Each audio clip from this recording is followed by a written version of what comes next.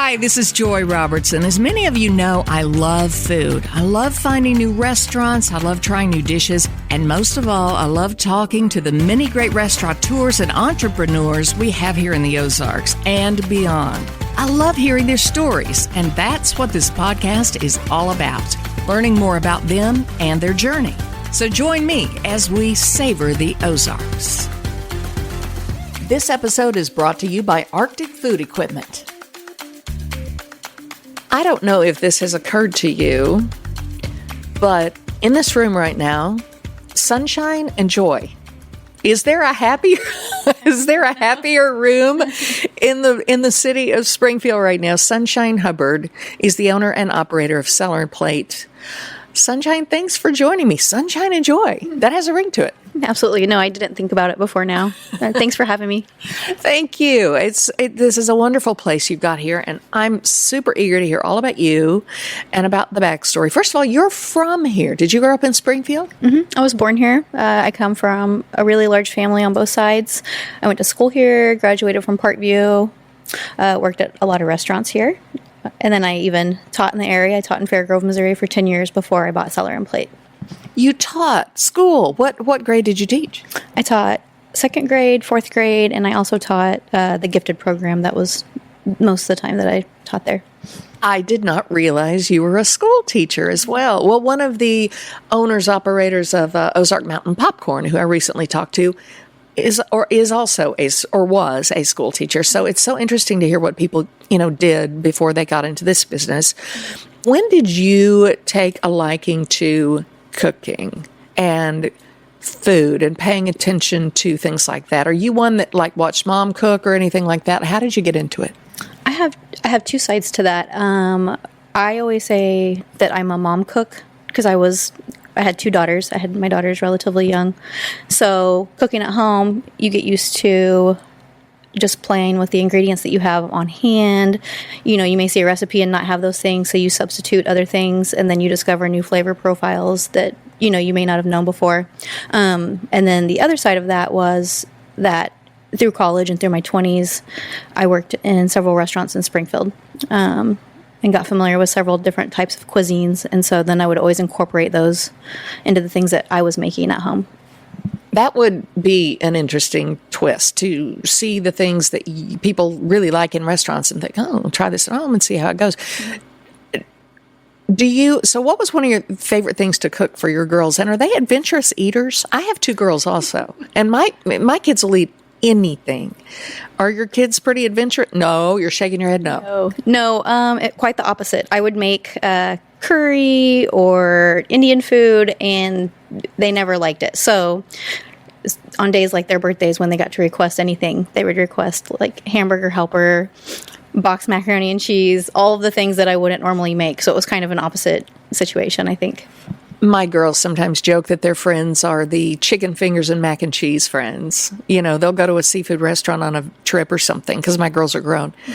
And they'll say, well, I'm the only one that got any seafood, or I'm the only one that got the mussels or the lobster. That's funny, though. But, how old are your kids? They're pretty young?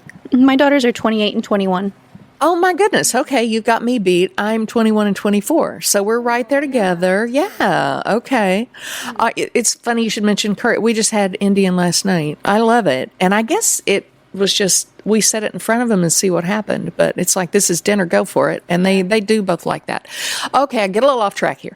All right, so at what point did you really start, did you ever think you would own a restaurant or be maybe a chef in a restaurant? Well, let me clarify. I don't cook here. Martin cooks here, and that's why the food is wonderful. Okay, Martin cooks here. Yeah. Sunshine does not cook here. You. That's just not your interest? I can cook at home. I can't cook for a lot of people, and I certainly can't create in the way that he creates or put out the food efficiently or in the way that he does, put it out for presentation. That's a totally different side of things, and I don't have that. So I have ideas. I say I have the idea, and then he takes it and makes it phenomenal. So That's kind of how we work together. Okay, so it is a little bit collaborative. You'll come in and say, what if we do this? What if we do that? Well, the food here is great, and we'll get a little bit more into the menu. Now, if I'm not mistaken, Cellar and Plate opened, was it around 2017-ish? Mary Guccione opened it. and it's changed hands, I guess, a time or two. At what point had you been coming here before and thought this is a great spot? Did you hear about, how did it come about that you decided you wanted to own and operate the place? So that is a funny story. It was owned by Mary and Doug Guccione, and then Sean Kraft and Johnson Tan bought it. It was kind of their little passion project, a second for both of them. By the way, Sean, of course, from Nona's, Casper's, and Johnson from Ocean Zen, who, Johnson, if you're listening, I'm going to get you on the podcast, but I haven't yet. Anyway, so they had it, and then what happened? They were looking to sell. I had sold my house. That's when the market went up a lot. And so I bought this place and I moved in with my mom. I didn't have a house anymore. And so I thought I would just try my hand on it. And at that time I was still teaching, so I thought that I would do both for a number of years, but it took a lot more work than I thought to be here. So now this is all that I do. Was that kind of a dream for you to have your own place? Yes and no. I do love teaching. I loved it. I taught in St. Louis for a year, and when I came back to Springfield, I was having a hard time finding a job and thought, what if I had my own place? But it wasn't a reality at that time financially. So then when this became available, I just asked if I could buy it, and then here I am now. How long ago was that you purchased Cellar Plate? It'll be 3 years in May that I've had it. Okay. 3 years. Man, COVID screwed so much stuff up. Like, my timeline is off. That just seems like it hasn't been that long since you had it, but it's been 3 years now. Yeah. Are you a wine person? I am a wine person now. I drank wine before, but the saying is, the more you know, the more that you don't know. So what I thought that I knew before I had a wine bar was nothing. So I just kind of went for taste profiles that I liked. So now I love I always say that my science nerd makes me the wine fanatic that I am, because I love the soil profile, I love the geology, and I love all of the little aspects of fermentation. And so that's kind of the part that makes me love wine. It is fascinating to me, and I'm sure you've probably seen the documentary Somm about the sommeliers. You haven't seen it? Oh, girl, you've got to. They go through so much to learn that, and when someone can do a blind tasting and figure out the region of the world that the grapes came from, I am astonished. I've done a blind tasting before, and I thought, I've got this Sauvignon Blanc. It wasn't anywhere close to that. I don't know what I'm doing. I am not a wine snob. I just like wine. Are you a wine snob now, or are you just a wine lover? I am not a wine snob at all. And even here, I still don't really adhere to the rules, if you want to say you have to have red with a steak or white with a fish or things like that, because I would just rather people drink what they like and find something that's going to fit that and make the experience what they want it to be versus what someone else thinks it should be, I guess. Gotcha. Well, the food and the wine around here is just great, and the vibe and the atmosphere is great as well. So, okay, let's talk a little bit about the food that you've got here, because I think some people thought, or still think, potentially, Cellar Plate. They've got great wine. I love going in there. There's live music fairly often, but am I going to get enough dinner when I go in there? Well, yeah, you are. I am amazed at what I used to think of as small plates, not so small. Mm-hmm. I'm glad you brought that up. I have been trying to add more entrees and more dishes to make it more of a dining experience. So we do have pastas, we have steak, we have salmon. You've got lots of appetizers. What is it, the baked brie? I think I ate one of those by myself not too long ago. Mm-hmm. Baked brie en cru, that's definitely one of the most popular. Our smoked Gouda dip. We have a lot of shareable things still, and then we also have the larger entrees, and that's, like I said, so I have Martin that has great ideas. He also, the idea of a scratch kitchen was kind of a term going around a few years ago, but which generally means that you make everything in-house, or a lot of things in-house.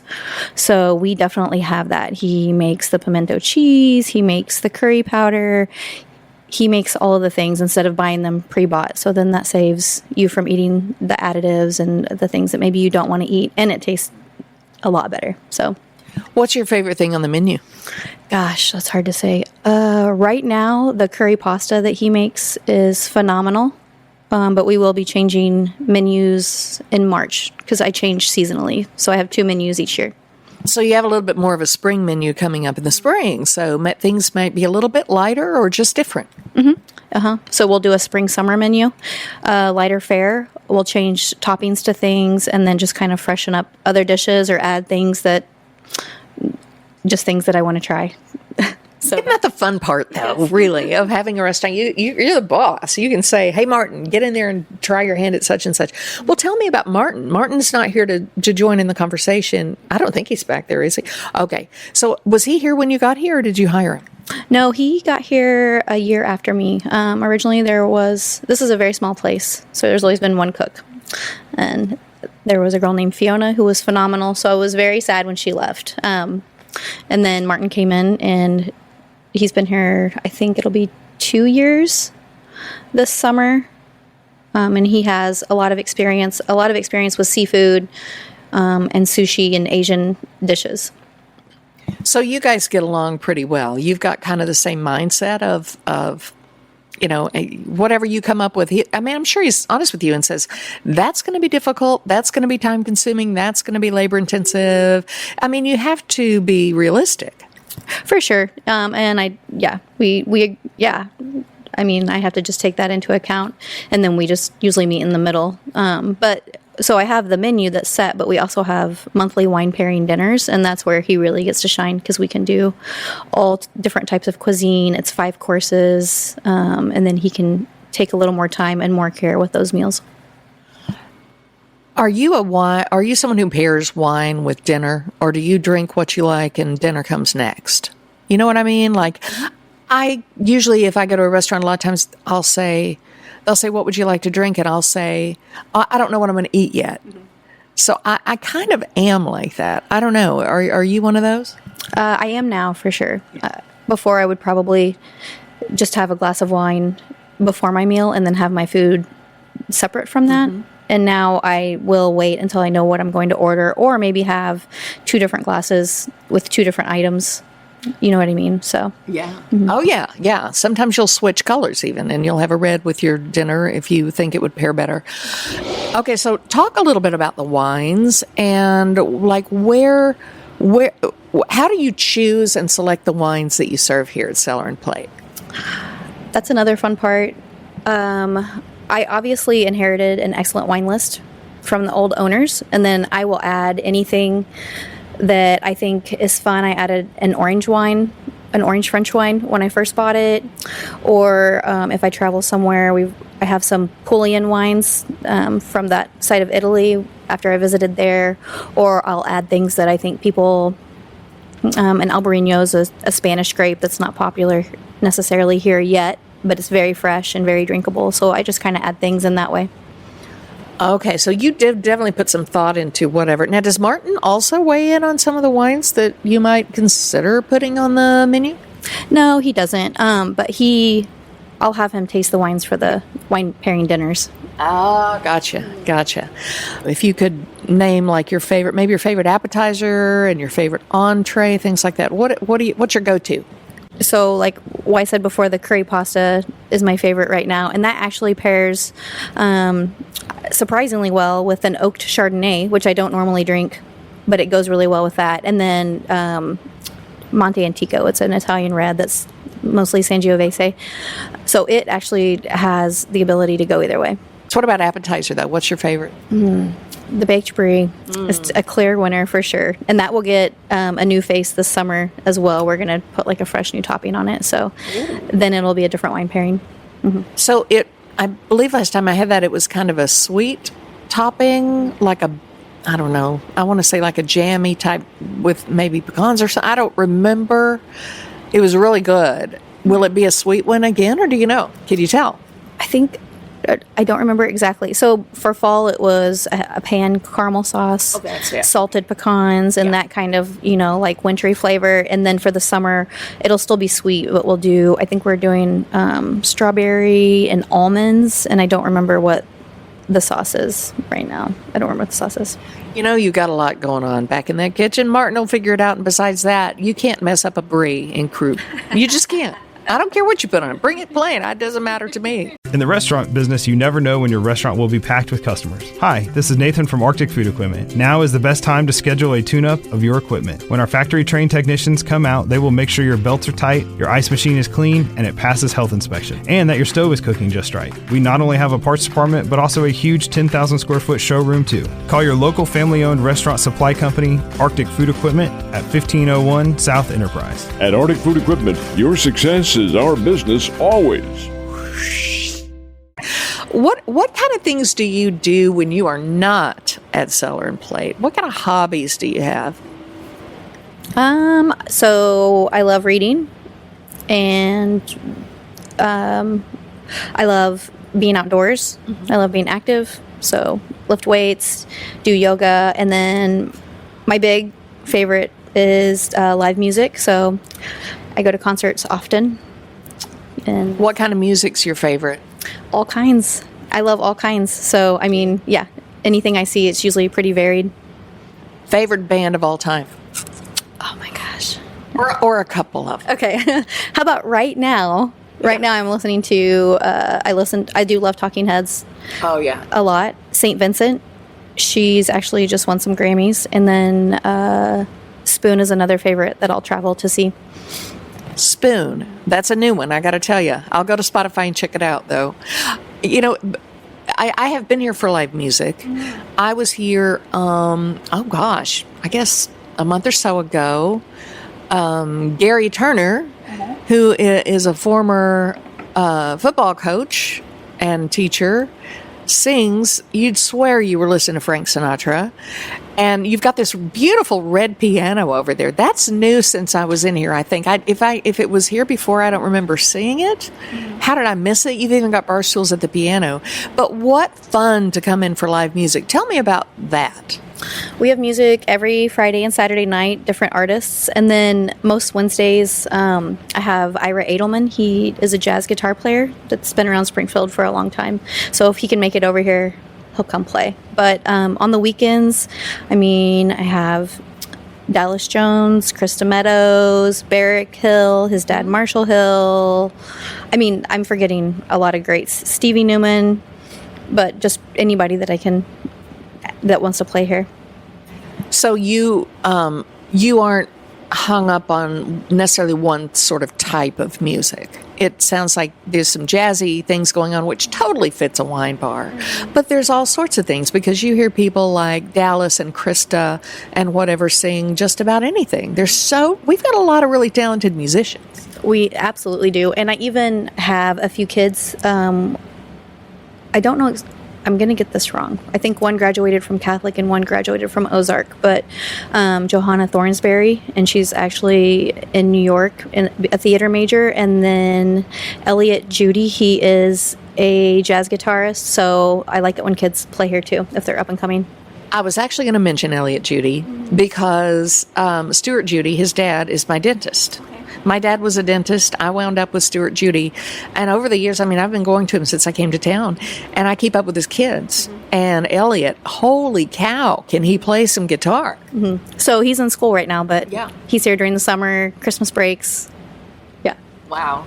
Great stuff. And so you do that, you say Friday and Saturday night. Mm-hmm. Every Friday and Saturday. And then I also I just started a vinyl night. It's the second Monday of every month, and so that's a little different. My friend Jeff Reagans, he does Queen City Collective, and so he'll just spin records. It's very low key. You can bring in your own albums and listen to those, and then listen to what other people bring as well. Girl, I love me some vinyl night, and it's been held around town before. Whole Fast Brewing was my first one that I ever went to, but Jeff is just delightful, and he works so hard to come up with great themes, and it's a collective sort of group of people. Jonathan Groves, Greg Booker, I think those are kind of the three that I look to sort of drive that boat, and they are very smart, very intellectual, and love their music, and they're very well educated. But the crowd that was here, I think that was the first night I officially met you. I was here for vinyl night. I was sitting right back here. That is one of the fun events that you have here at Cellar Plate, and I appreciate you opening up and I mean, the music is just great. There'll be a theme or whatever. How often do you do sort of special events like Vinyl Night or what have you? That varies.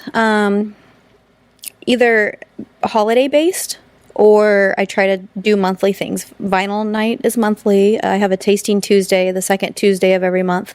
That's a way to taste. It's just 4 wines, $25. Very low key, very fun. So that's an easy way to kind of get in here and learn a few things. I have the wine pairing dinner that I told you that is once a month.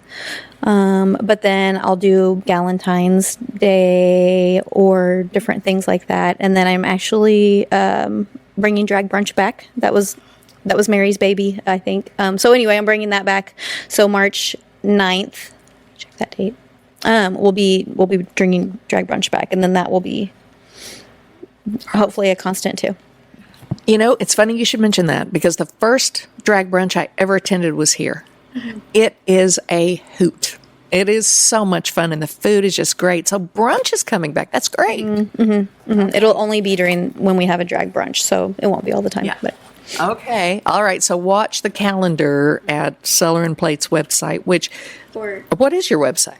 The website is cellarandplate.wine. If you click on the events, that actually just takes you to the Facebook page. So if you look at my Facebook page, then you can see the musicians that are playing, and then the different events that are coming up. So, are you here just all the time? I mean, I know that a lot of restaurant owners just almost never are off, really. It's almost like you're always there. You're not open 7 days a week, but you're here a lot. Yes. Yeah, that's part of it. Or more than that, even if I'm not here, I'm usually somewhere planning, looking at my computer, and planning events, posting events. So it's just part of it. Yeah. Do you book the bands as well? Mm-hmm.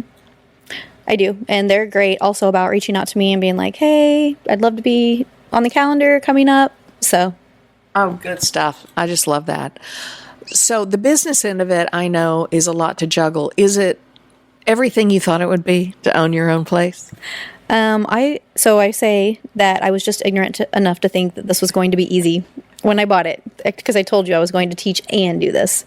So I'm glad that I didn't know all that it entailed, or I may not have actually committed to doing this. But now that I have it, it's everything that I want to be doing. You're an educator. Part of you is still an educator, mm-hmm. and you're getting an education every single day when you own a business, right? Absolutely. Yeah, it's so multifaceted as far as like the financial side, the hospitality side, back of house, front of house. It's really fun. And then teaching about wine.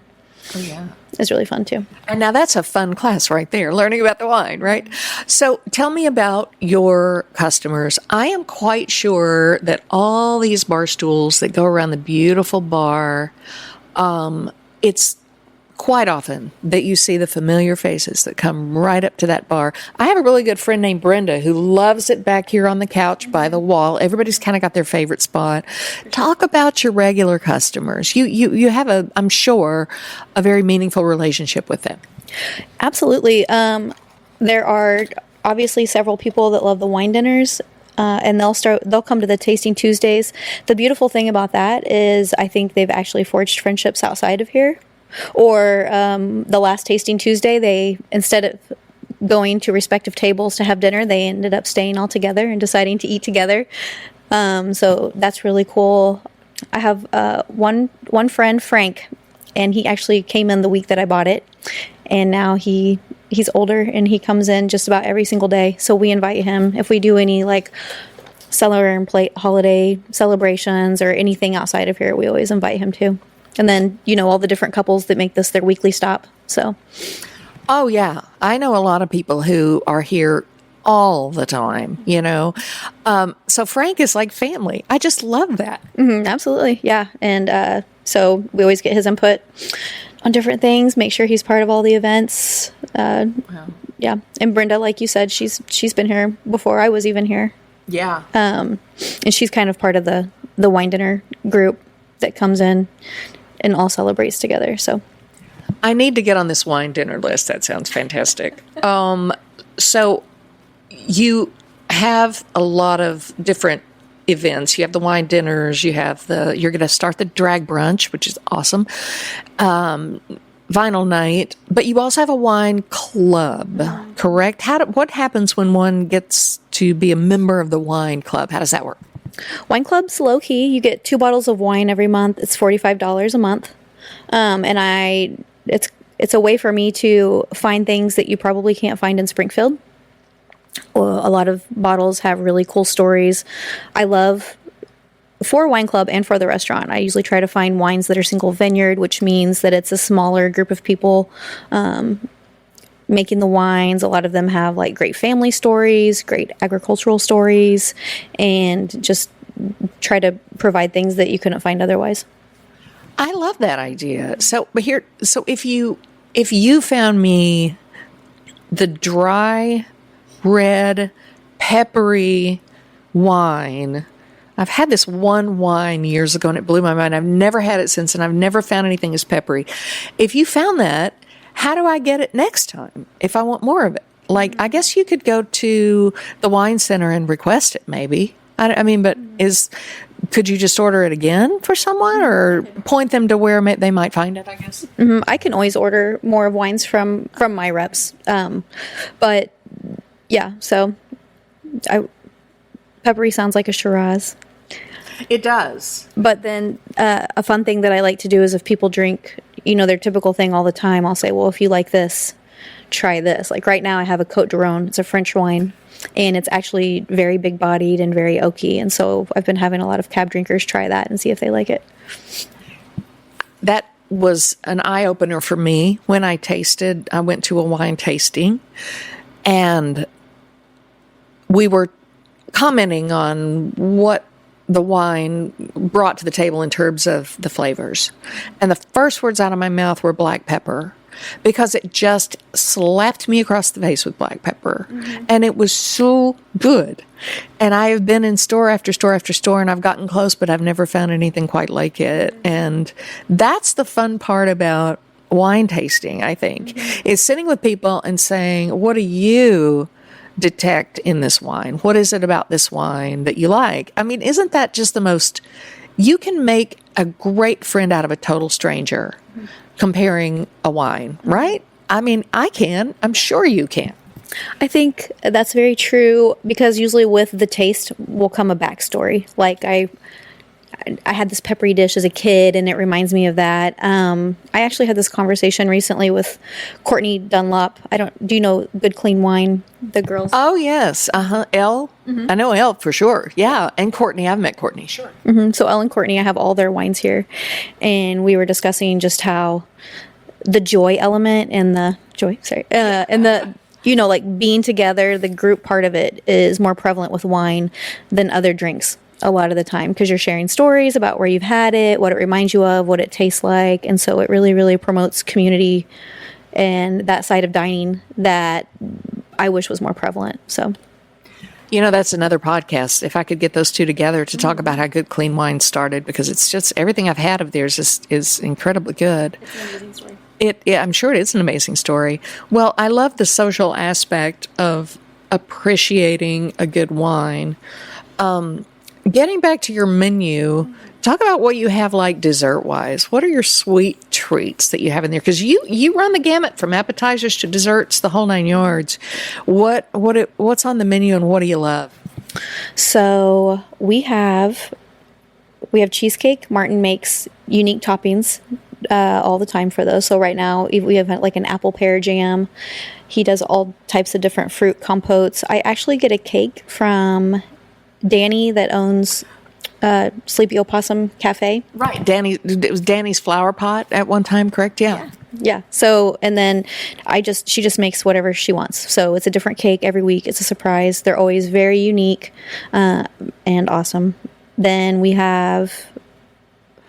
right now we have an espresso mousse that Martin makes, but that's going to turn into a creme brulee in the summer. And he also makes our chocolate torte in-house, and that's flourless. So if you're gluten-free, you can eat that. And then all of those obviously have a lot of wines that are really good to have with them. How many people have you seen come through here for anniversaries, birthdays, girls' night out? I mean, that's every single night. Come on, of course, girls' night out. But this has to be a comeback every year kind of place for people who are celebrating. I know I can think of a couple that comes here, I think, almost every year. You see that a lot? We do, and it's nice to see. Obviously, the birthdays or people that are like, "Well, I want to bring my parents here. I love it so much." So there's a lot of that. I think I just heard somebody come in as the staff. We're actually doing this. Hello. We're doing this in the middle of the day, and so it's time to get it fired up. And we're recording this on a Friday, and this is going to be. I mean, Friday and Saturdays have to be madness for you, especially when the weather's been iffy and everybody's ready to get outside. You're anticipating a big weekend, I would imagine. Yeah. I don't know. The roads are still. Some people aren't coming out yet for the roads. So, but yeah. Fridays and Saturdays are our big nights. And then actually through the week, because we do have a happy hour, and then we have wine flights on Wednesdays, ladies' night on Thursdays, which is buy one, get one. So that's always a big night to come in. So yeah. You made a note of a few things you might want to bring up. What have we not talked about that you want the world to know about Cellar Plate? One thing I want to bring out to people who may or may not have been here, the wine. Can't get my mind off the wine. The art on the walls here is stunning. Everywhere you look, there's beautiful art. I'm seeing a QR code. You can purchase the art. I'm assuming these are local artists. And tell me about the mural on the wall. Mm-hmm. Actually, the mural and all the art is Jorge Ortiz. Check that. And he's a local artist. He does art for several establishments, and he's just a great, great person and easy to work with. So he hangs his art, and then if they sell, he'll come and bring me a new piece. So it's always filled with big, beautiful pieces. Is he the one that does the art for Senor Julian? Oh, you're nodding yes, because they have some remarkable artwork in there. Mm-hmm. Senor Julian's, Caesar's Old Mexico. Mm-hmm. I know he also does Vanessa and Todd Howe. They come in here too. They own Below Zero Cryotherapy, and he has art there. So it's more than just restaurants. Ah, gotcha. Okay. Well, it's just, it's such a happy place, and it's just got a vibe. And not only because it's a great place to get food and drink, but it's just beautiful to look at.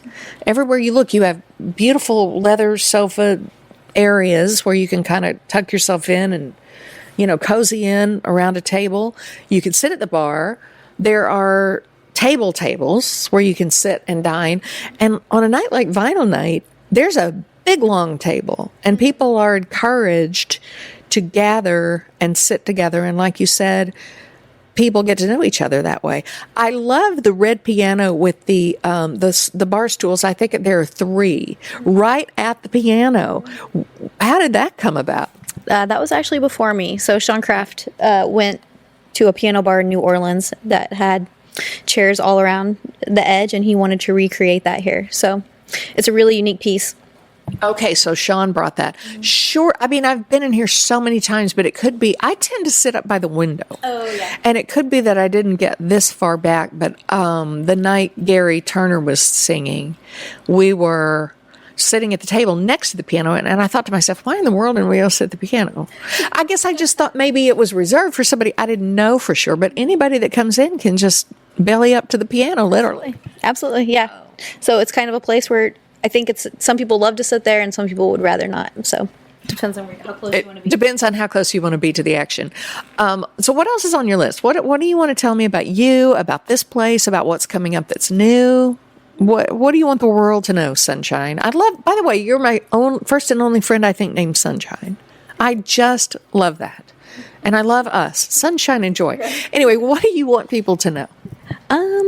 I guess the last thing is, like I said, I worked in a lot of restaurants myself. So the hospitality side, or making this place feel unassuming, welcoming, low-key, that's a big thing that I push to my servers, which luckily all my servers usually stay a long time. So you'll become familiar with the people that work here, and that I would rather them everyone feel kind of like family or feel comfortable here. And that's more important even than the quality of the food or the quality of the wine. I was going to ask you about your staff. You mentioned Martin, who is here, and the staff here has always been so impressive, so friendly. I think I posted a Google review once of one young lady that was here. She was just so cute, and she just was. I don't know. Everybody's just super nice. So I know you appreciate your staff, and they appreciate you. Mm-hmm. Mm-hmm. I want people to take time, and have the conversations, and then just be open about what's happening here, and let people taste wine if they want to, answer any questions that they have, and then, make them feel like they belong here. I think we were sitting back here and I think it was final night, and there was a little bit of a limited menu because it was a night you aren't usually open. And my friend asked about a margarita or something that was on the menu, and she said, well, it's not on the menu, but let me just see what I could do. And I think she walked right back to the bar and either made it or had the bartender make it. So you aim to please. Mm-hmm, mm-hmm. Yeah, say yes as much as possible. That's, a motto. But so if we can, we will, usually. Where do you like to go eat around here? Your eyes lit up. Where do you like to go eat when you're not at Cellar Plate? Where are your favorites? And I know this is a tough question because you probably didn't know it was coming, and you're always afraid you're going to leave somebody out. But where do you love to go? What kind of food? So my goodness, I didn't list that as my hobbies, but eating around town would probably be on that list. So, my gosh, I could list. I mean, if I were to do right now, I would say Corner 21, Nawab's Indian food. Mm-hmm. I love Karai. I love Harvest Restaurant for something nicer. Mm-hmm. I love Nona's Downtown. I really love Greek Belly right now. Prairie Pie. They have their pizza on the... Therefore, pizza. Yeah. Would you believe, Sunshine, I haven't had it yet. Ooh, you should go tonight. I should. I think they only do it maybe Friday, Saturday or something like that. Eleanor and Vance, who own Prairie Pie, also purchased T-Bar and Bites. But that's one of your that pot pie is just darn good that she makes, don't you think? Mm-hmm, absolutely. I also love Sleepy Possum for breakfast. Love the European for breakfast. I mean, there's so much great food here in Springfield. We are very lucky, don't you think? I mean, we really do have an unusually talented group of people, chefs around here who, just make this hospitality experience as good as any city I can think of. Mm-hmm. And I can say that everybody has a really cool story. So, if you eat local, then you're supporting families, sports teams, schools, you name it. So I definitely try to eat local as much as possible.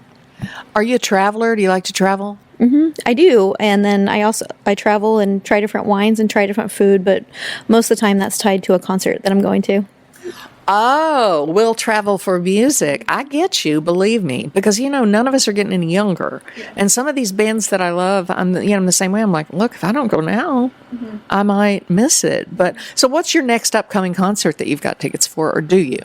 I will be going to Denver this summer to see St. Vincent. I'll be going to Kansas City to see Jack White. Ooh. And I think that's what I have right now. Okay, so you're not messing. Good for you. I love a good live music situation too. Is there anything new coming up at Cellar and Plate as we close this out that you want to tell people about, or is it just you're going to keep doing every single day like it's the best day? Mm-hmm. Yeah, new menu for March 4th, and then we'll post pictures of all the food. Drag Brunch is coming back, and I think that's it. Well, you do it well. You and your staff and everyone here at Cellar and Plate. We are at Battlefield and Lone Pine. And if you haven't been in here, you really should grab a friend and come in because it'll be one of your favorites. Sunshine Hubbard. This is it for Sunshine and Joy, at least for the moment. Thank you so much for taking time to talk to me today. Absolutely. Thank you, Joy. Be sure to go to AroundTheOzarks.com to sign up for our daily newsletter where you can get every episode of Savor the Ozarks, plus all our other podcasts, events, and contests straight to your inbox. And what are your favorite dishes in the 417? You have any restaurants you'd like me to visit? Email me at joy@aroundtheozarks.com.